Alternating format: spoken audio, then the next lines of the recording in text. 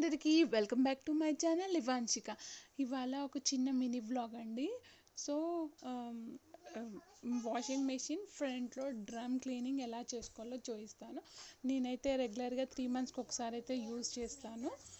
దానివల్ల మనకి ఎలాంటి ఇష్యూస్ అయినా రాకుండా ఉంటాయి. డ్రమ్ క్లీన్ చేయడం వల్ల స్మెల్ కూడా రాదు. కంటిన్యూస్గా అలా యూజ్ చేస్తూ ఉంటే డ్రమ్ క్లీన్ చేసుకోకపోతే స్మెల్ అనేది డ్రమ్లో నుంచి స్మెల్ అనేది వస్తుంది. సో ఇలా సాకెట్స్ అనేది అమెజాన్లో అయినా దొరుకుతాయి, లేకపోతే మనకి ఇన్స్టాలేషన్ చేసినప్పుడు వాళ్ళు సజెస్ట్ చేస్తారనమాట.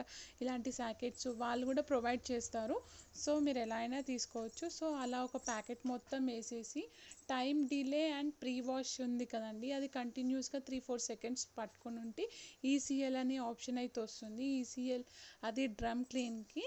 సో 1 hour 20 minutes ఏదో చూపిస్తుంది. ఇలా వాష్ చేసుకోవడం వల్ల డ్రమ్ అనేది క్లీన్గా ఉంటుంది, మనకి ఎలాంటి ఇష్యూస్ ఉండవు. సో మీకు ఈ వీడియో కనుక యూస్ఫుల్ అయితే ట్రై చేయండి. ఈ వీడియో నచ్చితే please like, share and subscribe చేసుకోండి friends. Support my channel. So ఇలా అయితే డ్రమ్ క్లీన్ అయితే అవుతుంది.